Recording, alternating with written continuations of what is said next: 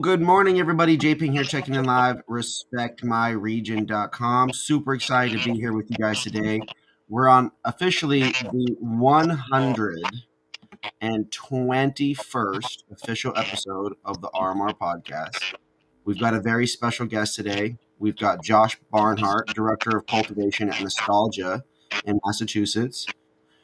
Now, this episode, you guys, it's brought to you guys by Seedless.Media. They're a full-service marketing agency. We work with them for website, SEO, SMS, MMS, loyalty, and a variety of other services, including programmatic ads. Now, Nostalgia here is part of the in-house brands for a dispensary there in Kingston, Massachusetts. The dispensary is called Elevated Roots, and their line of products is called Nostalgia. Today, we've got Josh here. He's the Director of Cultivation. Josh, how you doing this morning? I'm good, Joey, man. How are you? I'm doing all right, man. I appreciate you being here with us today. It's a nice, cool morning here over in Los Angeles. I've got some good dabs. I've got some good flour, but nothing that I'm smoking on is as throwback as the genetics that you guys cultivate, Josh. You specialize in curating genetics through the ages, stuff from the 60s, the 70s, 80s, 90s, 2000s, strains like Green Crack, strains like Blue Dream. I smoked a purple haze that looked like some Bob Marley, Jimi Hendrix kind of weed.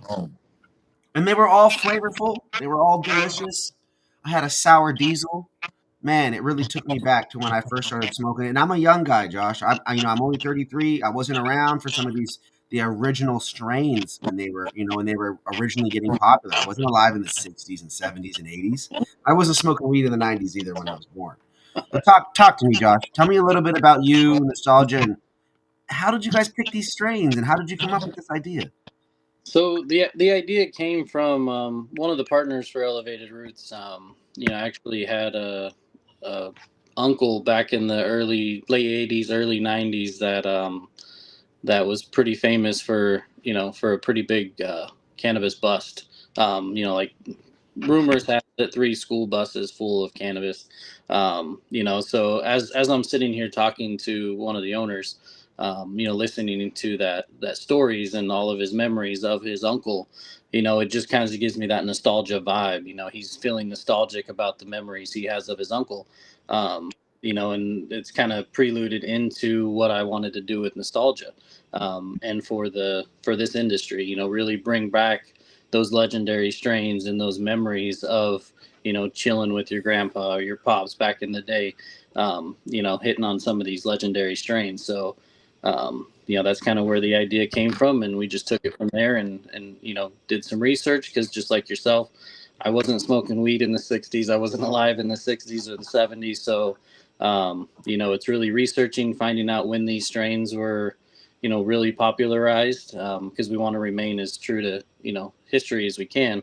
As people are searching these strains, they're finding that they were popular in the 60s, the 70s, the 80s, because education in this industry is huge for us as well. The So education that's kind of what. components here is huge because people they didn't have access to this education over the years, right? It was so taboo for so long. Nothing's been easy when it comes to cannabis over the last 50 years. No, correct. And my goal was, this industry has kind of developed into more of a kind of curious, a lot of 21-year-olds to 31-year-olds kind of lead this industry. But there's a certain demographic that enjoyed these strains, Jack Hare, Purple Haze, Durban Poison, Acapulco Gold. That was kind of the demographic that I wanted to bring into the cannabis industry. Whether they were still active on the black market or wherever they were getting their product from. There's certain individuals that just aren't super stoked about the runts and the cakes and all these strains. They just want something they're familiar with, and that's the goal behind nostalgia, and that's what we wanted to accomplish. I feel like the brand nostalgia, the branding of the products, the strain selection, all of it is very fitting. I don't sit here and remember all of the individual strains across every decade, But could you run us through some of the mainstays for you guys from what's the one for the 60s and what's the one for the 70s? What are some of those? Yeah, so we've got a few for the 60s. To name a few, we've got our Lamb's Bread, Purple Haze, Acapulco Gold. 70s, we've got our Northern Lights, Jack Hare. 80s, we have some Afghan Skunk, some Big Bud. 90s, we bring in our Sour Diesel, our Green Crack, um, uh, a few of those other strains, and then we also have our modern line too that we want to kind of stay pertinent in the market. So we have our some apples and bananas and some black cherry sodas and things that are kind of new day to day. I like for me coming from Seattle, one of my favorite ones was the Jimi Hendrix branded one, that Purple Haze, right? Inspired by his I think it was an album or a song. Bro, when I smoked that in the parking lot in God damn, I forget which state it was in. It might have been Illinois. It was like I had a Jolly Rancher candy in my mouth with a super crazy haze. It was one of the best tasting pre-rolls I'd had in a long time. Nice. That's what we like to hear. I mean, it's really difficult. So, my big goal, I've been in the industry for almost 10 years. So my goal was to try and stay as authentic as possible. There's so much controversy in the industry with, strains being renamed and, what's really, these landrace strains, just aren't necessarily always these landrace strains. So, it involved a lot of pheno hunting on my end, multiple different seed, multiple different clones, flowering them out, getting them all the way to the end, and then researching what Purple Haze really was in the 60s. Obviously we're cultivating a new day, new day cultivation. The technology is a lot better. The lighting, the HVAC, way different than how this strain was grown back in the 60s. But for me, it was all about authenticity. Let's touch on the nose, let's touch on the color, let's try and hit the flavor profile the best we can. That way, consumers trying the Acapulco Gold or the Purple Haze, they're like, "Yep, the Maui Wowie. That's exactly what I remember." Back in the day, and that's what we were shooting Helping close the loop on that nostalgia, right? Yeah, exactly. And hopefully, allow the younger generation now to kind of meet up with the older generation and teach each other and you know find a new respect for these strains, from the landrace strains that kind of help pave the way for the industry. A lot of those strains you're rocking with for the lineup are used in other strains. They Yeah. are the stabilizing genetic in a lot of other type strains, from the diesels to the hazes to that big bud, right? They've been used a lot to Yeah. stabilize other genetics. No, definitely. And I think, for me, it was the most interesting part was really starting to dial into, the terps of these strains, because there wasn't terpene profiles back then. At least we didn't test for them. So, growing these, Testing yeah, back in the 60s. right. There was no, yeah, testing. It was Joey's Exactly. test.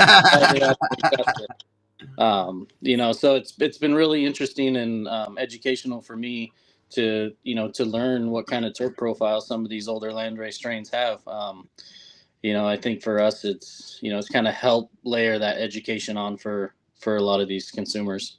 I think it's funny because I make that joke, but the reality is that up until like 2015, 16, there was nobody testing for weed. It wasn't required. The medical market, rec markets, whatever, it wasn't a thing. And it certainly wasn't even thought about on the consumer side until like a year or two in. You know what I mean? We're talking like all the customer, like hundreds, thousands of customers, just regular weed people going to dispensaries and figuring out that there's some numbers on their packaging, right? Like there wasn't in the 60s, there wasn't no lab testing this stuff to do this or do that. You were lucky just to have somebody growing some sticky icky and she being willing to share it with you in a lot of places. I think Yeah. that's where that full circle of the nostalgia comes in, is it's like, weed isn't where it used to be. And now that it is as easy and simple in a lot of ways as it is for people, you guys are really cultivating some premium additions of those strains. We're talking green crack that's got nug structure. Green crack that's so sticky and sour and citrusy gives you damn near anxiety before you even smoke it. It's so terpy, right? And I Oh, yeah. think that at what point during history was any of those strains ever really getting that full term potential, that full effort and intentionality of somebody? And I believe you. I could be wrong on this one, but I believe when we were talking, we knew some of the same people back here on the West Coast. If I'm not mistaken, your experience transcends, 10, 15 into the 20 years, just like a lot of other true legacy operators. Josh, talk to me about your background.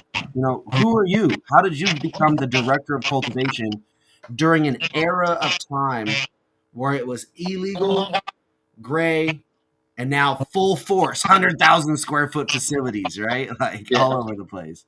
Yeah. So, I mean, for myself, I'm kind of at a, an interesting point as I entered the industry, when it became legal back in 2015. So I started with in Arizona with Harvest Health and Recreation. That's Uh, right. That's right. With the homie Damien. yep, Damian Solomon. I Yep. was just with him last night. Shout out my guy Damien, man. He hit me out of nowhere last night. We went to a little cannabis lounge, smoking doinks. Well, yeah, no, Damien and I go back quite a ways. We worked together for quite a few years in Arizona. We've done some crazy collabs with Compound Genetics and Chris over there, and Node Labs. Mm-hmm. So we've collabed quite a bit on a few things. And we just kind of, his scientific side of it kind of helped, tease my scientific side. But I'm all about hands-on learning. My career started, like I said, back in 2015 with Harvest Health. Started out as a post-harvest supervisor. Just to get my foot in the door. And then from there, I just kind of learned everything I possibly could about the plant. Did you Um, go to school out there in AZ or do some other ag stuff? Because I know that those, in my eyes, what I've understood is the people who did go do that stuff and understand ag and nutrition and plant nutrition, they do this better. They yeah. just do. No, unfortunately, I didn't. My background in college is business management. Oh, Uh, but I mean, at that point though, you're managing operations. I mean, the we running a facility is running a business. Yeah, no, it is, and I think that's how I kind of set myself up for success, especially with Harvest. Is I had Mhm. that business mindset, so I can come in, I can tweak things, we can get production, the best that we can, get the right staff in the door. The plant's going to do what the plant does, right? So we just need the right people in the right places to help that plant achieve, its the best that it can be. So that's where I got my foot in the door, and then from there it was just a non-stop, learn as much as I can. Mhm. Uh, learn about how the plant grows, how the plant reacts to certain lighting, to certain fertilizer, certain pruning techniques. And then it just kind of blossomed from there. We grew pretty rapidly as a company in Arizona, so we started acquiring, local companies. We had multiple footprints in different states as well. By the time I decided to come out here to Massachusetts, I had 4 facilities in Arizona that I was overseeing as the state cultivation director. Uh, Wow. and then I got an awesome opportunity in Massachusetts to come out here and kind of design and build my own facility exactly how I wanted it and get back to the boutique-ish side of things, which is what I was kind of craving for, and really focus on quality over quantity. Yeah. Um, and from there, it was just about trying to build the best facility, to house these strains, and just be as authentic as possible. So. And you guys are focusing only on with nostalgia. It's only those old school genetics. It's not actually. So, I didn't want to miss the buck with the industry and not have some of these new modern day strains. Like I said, our goal was to kind of go after that demographic, that was more familiar with some of these older school strains. But I also didn't want to shoot ourselves in the foot and not have any of these new modern strains as well. Um, so we do have a small group of really popular modern strains that we're constantly, running through just to stay pertinent in the industry. So we do have some modern day What you line. got? What you got? What turf check? What you got, Josh? What's in your bag? We've got some apples and bananas, some vanilla frosting, some black cherry soda, some Basio gelato. Oh, you talking my language, Josh. That There, spicy gas. Let's go. yeah, we're bringing in some of the new rounds. We're bringing in some honey banana, which is one of my favorites. That's a Some, washer. some blue lobster, which is a Hold on. Y'all are bringing in. I just love to say this. That blue lobster. yeah. The strain's huge right now in Maine, which is just right next to us. So You got to we're gonna rename one. You got to make it your own and call it lobster rolls with a something. Z. Yeah, I'm sure you had some lobster rolls while you were out here, didn't you? Come on, come on. Bruh, out there in Massachusetts, y'all got terps, bro. You guys got terps, man. Your facility was phenomenal. Seeing the old school strains grown at such a high premium level, both in the grow and then getting them on the receiving end. There's that dome styled glass jar in a box. You got the box is nostalgic and looks like some throwback. To me, it looks like some throwback evidence. It looks like a box of evidence almost. And I just really enjoy being able to actually get like if I were to live in Mass, what I would enjoy most about your brand is that every time I go buy weed for my mom, I could get something that I like in the candy and the now, right? And the gas. Hmm. I could grab something that I like. So with me, I like to get the new shit and I like to mix like a orange this or a blue dream. I like to make it a blueberry cookies or a blueberry Okay. marker or an orange, what did you Basio gelato? I like to Yeah. take two things and mix it together. That's me. I feel like it makes my weed last longer, even though I'm smoking twice as much, right? Right. Now, but see, in this instance, in this scenario, when I'm buying my shit, then I can go get the old school shit from my mom. Stuff that she recognizes, stuff she feels a little bit more comfortable with. And the cool part is a lot of those genetics, the landrace ones, man, they're energetic. That blue dream, that diesel, that purple haze.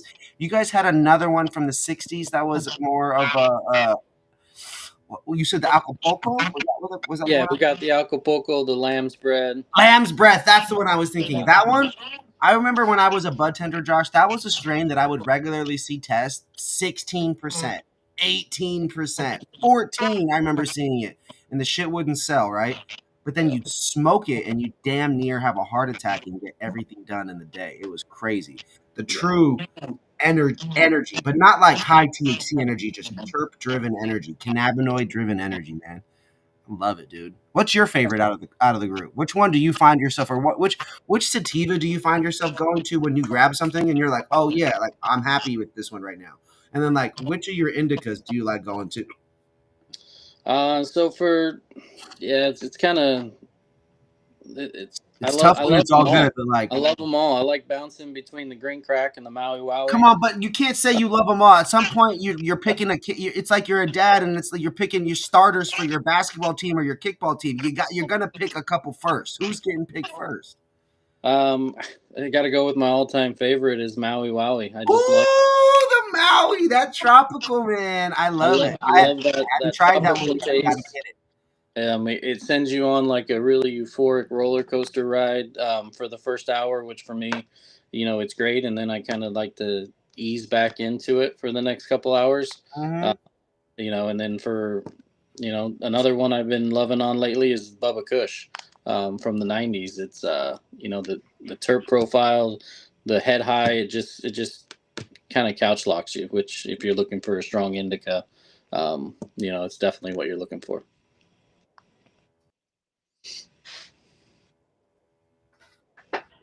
Strong indicas. It's funny. I don't know that I've ever tried the Big Bud before. What have you've smoked that a few times? I would imagine. The Big Bud I haven't tried. We had such a small batch of it on the first go around, and it was gone within 3 days of bringing it into the dispensary. So I actually never got my hands on it. Oh wow, wow. Now, Josh, we're gonna get back over to the questions because you and I could do this all day. So let me go ahead and pull them up. Make sure I'm sticking on track here. For all of you guys watching, I appreciate y'all, man. This is an episode dedicated to nostalgia. They grow classic genetics from the 60s, 70s, 80s, 90s, and 2000s. Strains like Acapulco Gold, Lamb's Bread, Big Bud, Blue Dream, Sour Diesel, that purple haze. There was a bunch of really great flavors. That green crack. Now we've gone through a little bit about who you guys are. Elevated Roots is your guys' dispensary. Nostalgia is the brand. We went through where you come from, Josh. I smoked eights and I did 1 gram pre rolls. What is the rest of your product lineup, or is it only eights and pre rolls? Nope. So we aside from the Ace and pre rolls, we also offer some small nugs, some popcorn. We call it our Bitty Buds. And then we also have our shake. I like to try and use every bit of part of the plant that we can. So we got our shiznit shake, which is just material falling off as the buds are getting trimmed. So that allows us to use every aspect of the final product that we possibly can with zero waste. Eventually we'll look at bringing on some live rosin, vape carts, things along those lines, maybe some gummies. Hopefully in a couple of years we'll get some manufacturing up and going. But right now, we're just kind of riding that flower wave, and as a cultivator, that's the wave I like to be on. Can't have any of that other stuff without the flower. And I want to touch on what some of that other stuff is, right? There's so many different variables that go into cultivating great cannabis. I have a 2-part question here. The first part is the approach to selecting quality ingredients. For this particular one, I was thinking nutrition, right? I'm thinking plant nutrition.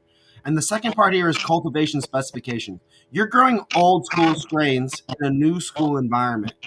What goes into your plant nutrition from that standpoint, and what about your cultivation environment helps those strains succeed?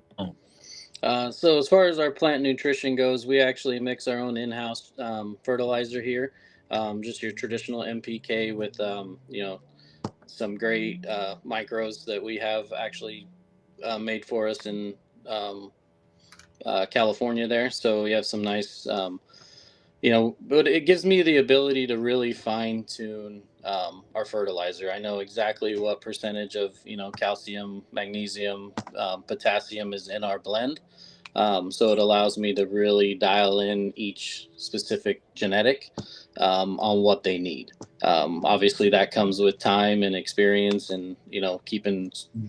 They call it genetic markers, right? Yeah, yeah. I mean, some of them love a little bit more potassium than the others. Same with calcium, nitrogen. So we just kind of really keep those markers and dial them in. We also keep track of which strains do best in which room. All of our flower rooms are similar in size. But we keep track of which table it was on, which lights it was under. It really helps us grow the best blue dream that we possibly can. If we know that it grows best in flower room 4 on table 6, then we're going to make sure that we try and get blue dream on that table in that room every single time. It's funny because I've been here in California and been a part of those distro conversations where I see these trappers coming in and they're like, I want this gelato in this room from this table because that's what the group chat requested. Like that's what the people buying the boxes requested. And it's like, y'all that have been growing for a long time have those markers consistently. Y'all have those benchmarks that you're looking for, those key data points that really give you the indicator that, like, yeah, this is doing it. This is going the right way. Yeah, I've been learning and hearing this word a lot more over the last few years, but it's crop steering. You Mm-hmm. guys are changing the environment, plucking specific leaves, feeding it at specific times, stressing it out at certain times. And you're doing certain things that makes the plant do its thing in a specific way. You like that move right there? That was me. Yeah. That was my veg. That was my late veg right there. Now, for you guys, again, you're growing old school. You're growing old school genetics. Talk to me a little bit about some of the specialty things that maybe you've had to do or adapt to because you're an old school in a new school place. Yeah, so it's definitely, we're learning as we grow a lot of these genetics, right? I mean, some of them are sativas that might require a 9 or a 10 week cycle. So we're having to adapt, and we're trying to, use crop steering to help, some of them speed up a little bit, where we can, adjusting the lighting, dropping the temperatures off at night, playing with the humidity, like you said, trying to figure out when we're pruning, when we're defoliing, to really maximize the quality of what we're getting. With a little less focus on the quantity. I mean, for us, Yeah. it's about the quality of it. Historically, they say Blue Dream's a yielder, though, right? I always heard about Blue Dream being the worst growers to do a pound a light, and then there was that group that was it called 3 a light, 4 a light, whatever they were called, right? Yeah. And I remember hearing about just Blue Dream here on the coast, just trees and trees and trees. And I also heard about people where I'm from used to just buy up all the Cali Blue Dream. How are you? It's 2024. We're almost 2025. You're entering the busiest part of the year from a retail standpoint outside of 420. Is Blue Dream still yielding and dumping? Or are people just gobbling it up? Or what's the deal? Definitely still gobbling it up. Blue Dream is one of those strains that you it was so shoved down in everybody's throats, back in the early 2000s. And I think a lot of people have really gotten away from Blue Dream. I mean, you still find it in distillates and in pens and things like that. But the reason I was so excited is because it was the original Blue Dream from Cali, and our Wow. first batch of it, we were yielding a pound and a half per plant. Um, and it was, I mean, like Damien would say, just doinks, man. No, Solid he always says in the calls, he calls them, and forgive me for those of y'all on LinkedIn, them donkey dick colas. donkey dicks, man. Yeah. That's Damien's favorite word. I grew a strain in Arizona, Mr. Clean, from Exotic Genetics. Absolutely love that strain. And that's what he called that strain, donkey dicks. Doinks and donkey dicks by Damien. Oh my guy, man. I But love it. Bro, but we no, smoked definitely. we smoked a joint last night at this comedy show. I don't mean but like it was like this big. Like it was like that wide. That's the diameter on the joint. Like That's insane. okay, I gotta bring it back in. We gotta bring it back in. We can't be going down too far down that train of thought. Oh man, oh man. Okay, so ultimately, to summarize, there's a lot of different things that you guys have done in your facility to mitigate the risk and increase the likelihood of the plants yielding more, being as terpy as they can be, and again, just getting to the best version of themselves, right? There's not Hmm. necessarily any one specific thing that's worked, but it's a series of different things all uniting together to really amplify the quality into the right direction. Exactly. With you guys in Massachusetts, you guys have a retail, but you sell to other stores. That's an interesting situation in certain states. For you guys, though, you have a niche, you have a lane. Talk to me a little bit about your guys' retail relationships. Can you name any of the stores that you guys are in some of the big cities, maybe like Boston or some of these other places, so that way when people fly in, they can go check you guys out? What's your go-to place in Boston that you pull up to? I mean, we've got some really great stores in Boston that we work with. Aside from our two retail locations that we have, and a third coming online pretty soon. There we Uh, go. we have great partnerships with New Dia in Boston. Oh, cool. So that's right by Fenway Park. It's Like right by literally, Fenway like Park. you can throw a joint and hit Fenway Park. You can, yeah. We did a huge, launch for the Blink 182 concert with them, and it was a huge success. We were out there, talking with the people on the street, handing out free tickets, things like that. They're actually showcasing some of our bulk flower in their store now between Nice. us, Tower 3, and Highmark Provisions, which, we like to think we're some of the top players in the state.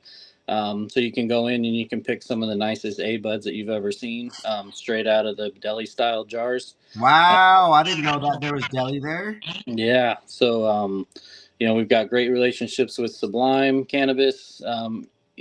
Closer down towards the Cape, we work with Devin over at Rolling Relief. My guy, He's Dev for president 2028. he's our premier delivery company that. Oh no, folks. Little bit of a technical difficulty here for a second. Out there. Apologize. Oh, there we go. You back? I'm back. I don't know what happened there. You're all good. You were saying that Dev is your I don't know about exclusive, but your guys' premier delivery service partner. Yep. So we are exclusive with Devin. It's the only delivery company that we deliver to. So Oh wow, that's cool. yeah, we've had a great relationship with Devin. He's come through toward the facility. Really he loves us just as much as we love him. So We yeah, pulled up and hung out with him before we actually pulled up and hung out with you guys the night before. So I definitely get that energy, man. Big shout out to Dev and Rolling Relief, man. Really doing some great work for social equity groups there in Massachusetts, and also too a big one of the people who did a big effort to get rules changed there recently in the delivery game. So big shout out and all the love and respect to my guy Devin, man. Been doing it for a long time. Now, my yeah. last question for you today. Well, it's official question. I've been taking dabs. I'm liable to ask anything. Now, goals and visions for 2025. It's for a brand that's all about looking back and paying respect to the history. Let's take a step back and look forward together. Where are you guys headed in 2025? What are some of the plans and visions? Nostalgia is one thing. Elevated Roots, you have another location coming. Correct. That's exciting. Congratulations, man. Where is it going to be? It's going to be in Abington, which is about 25 miles from here. So our focus has always, kind of been the South Shore. We want to be Yep, the yep, yep. You guys are creating the true, not a syrup pyramid, but it's local. It's local outside of the big cities, right? right, You're building right. communities in these other communities. What are the other two cities? I remember it's Kingston, Kingston Addington, and Halifax. Halifax. That's right. That's right. So super cool. Beautiful areas. Really nice. You're not saying towns, but these are really great communities. A lot of really passionate people. People have been smoking weed for a long time. A lot of Patriots fans and Celtics fans around there. I know Oh, that. definitely. I was getting all that love and hate while I was out there everywhere I go. That's exciting. Now let's switch to nostalgia.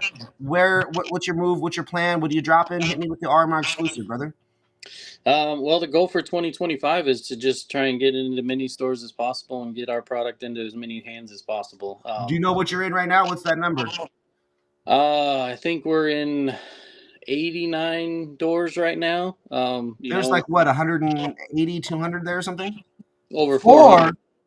Four, 400 in Massachusetts. Yeah, there's over 400 dispensaries in Massachusetts. So, Holy cow! I love that. Buy yeah, we weed everywhere and buy a cup of coffee everywhere.